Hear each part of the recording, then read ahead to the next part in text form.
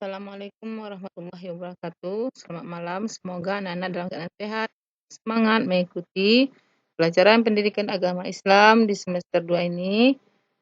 Baiklah anak-anak, sebelum mulai belajar, terlebih dahulu marilah kita membaca doa sebelum belajar.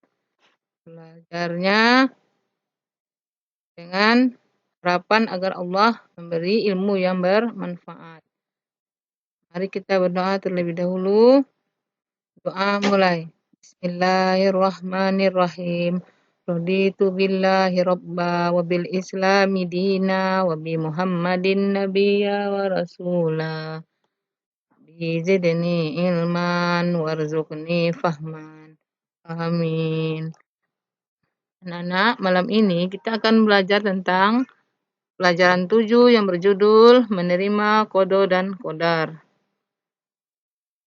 Adapun tujuan pembelajaran kita malam ini adalah setelah kamu mendengarkan penjelasan ibu guru, kamu bisa memahami hikmah beriman kepada qada dan qadar yang dapat membentuk perilaku akhlak mulia. Tujuan yang kedua, kamu bisa menunjukkan hikmah beriman kepada qada dan qadar yang dapat membentuk perilaku akhlak mulia. Baiklah, kita masuk pada menerima qada dan qadar. Yang pertama itu memahami arti qada. Anak-anak tahu iman kepada qada dan qadar adalah rukun iman yang ke-6. Beriman kepada qada dan qadar berarti mengimani atau mempercayai dengan sungguh-sungguh atas segala ketentuan dan ketetapan Allah yang berlaku terhadap makhluknya.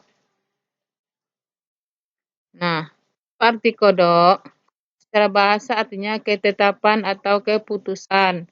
Maksudnya, keputusan atau ketetapan Allah sejak zaman azali tentang suatu makhluk yang menyangkut baik dan buruk, senang dan susah, manfaat dan mudarat, sehat dan sakit, serta berbagai macam bentuk nasib lainnya. Zaman azali itu zaman apa ya? Zaman sebelum diciptakannya langit dan bumi oleh Allah Subhanahu wa taala. Anak-anak, Allah Subhanahu wa taala berfirman di dalam surat Al-Hadid ayat 22 yang mana bunyinya A'udzubillahi minasyaitonirrajim. Bismillahirrahmanirrahim.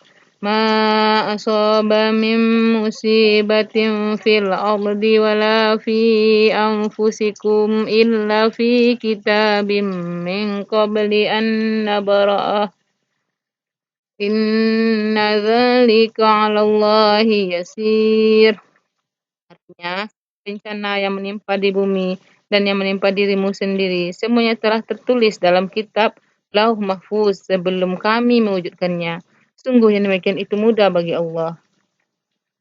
Anak, apa contoh-contoh qada itu dalam kehidupan kita sehari-hari? Kamu bisa melihat contohnya matahari yang terbit dari timur dan tidak pernah berubah dari diciptakannya matahari tersebut. Dia selalu terbit di timur dan tenggelam di barat. Kecuali kalau dunia ini mau kiamat baru akan terbalik. Anak, kemudian kematian. Kematian manusia itu adalah suatu hal yang pasti. Itu adalah contoh dari qada yang tidak bisa ditunda dan dimajukan sedetik pun. Yang ketiga, bumi serta planet-planet lainnya yang berputar pada sumbunya atau pada porosnya. Itu adalah qada dari Allah Subhanahu wa taala. Nah, apa hikmah beriman kepada qada dan pada qada tersebut? Dengan beriman pada qada, yang pertama kamu bisa datang ke sekolah atau kegiatan lainnya tepat waktu atau kamu tuh disiplin. Kedua, memanfaatkan waktu untuk belajar dengan hal yang positif. Yang ketiga, menerima berapapun uang jajan yang diberikan orang tua. Yang keempat, tidak bersikap sombong di rumah, di sekolah, atau di lingkungan masyarakat. Nah, hanya Allah lah yang berhak sombong. Kita manusia hanyalah makhluk yang lemah. Kelima, berhati-hati jika berada di tempat keramaian atau di jalan raya yang padat kendaraan. Yang keenam, bertanggung jawab atas tugas yang diberikan kepadanya. 7, santun dan hati dalam bersikap. Kemudian kita masuk pada qadar. Apa itu qadar? Qadar atau takdir adalah segala ketentuan Allah Subhanahu wa taala yang telah berlaku terhadap semua makhluk. Menurut bahasa, qadar adalah ketentuan atau ukuran. Qadar adalah ketentuan atau ukuran Allah yang telah berlaku atau telah terjadi kepada makhluk. Peraturan itu telah menjadi hukum alam atau sunatullah serta berlaku untuk semua ciptaan Allah, baik benda-benda mati ataupun makhluk hidup. Contohnya seseorang dilahirkan laki-laki kah, perempuan kah, kondisinya warna kulitnya putih atau hitam, mancung atau pesek hidungnya, itu semua adalah qadar dari Allah. Maka untuk itu kita harus mengimani qadar tersebut. Nah, anak-anak, Allah SWT telah berfirman di dalam surat At-Taubah ayat 51 yang mana bunyinya Bismillahirrahmanirrahim. Qul la yusibana illa ma kataballahu lana. Artinya, katakanlah Muhammad, tidak akan menimpa kami melainkan apa yang telah ditetapkan Allah bagi kami. Nah, ayat tersebut menegaskan bahwa kita sebagai orang yang beriman harus selalu tawakal atau berserah diri kepada Allah.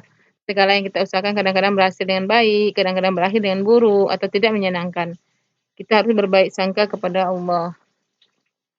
Anak, namun ada juga qadar yang dapat diubah dengan usaha manusia.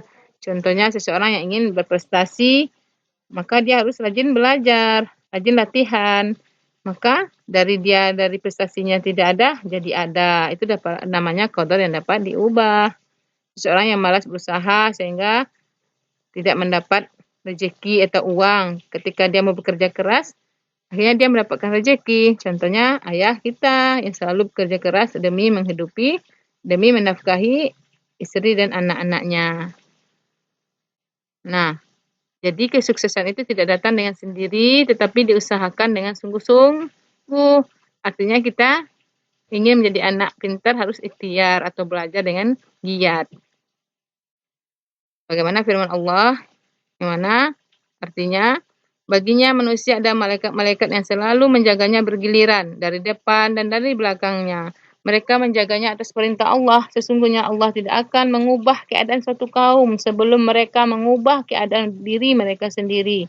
Dan apabila Allah menghendaki keburukan terhadap suatu kaum, maka tak ada yang dapat menolaknya dan tidak ada pelindung bagi mereka selain Allah.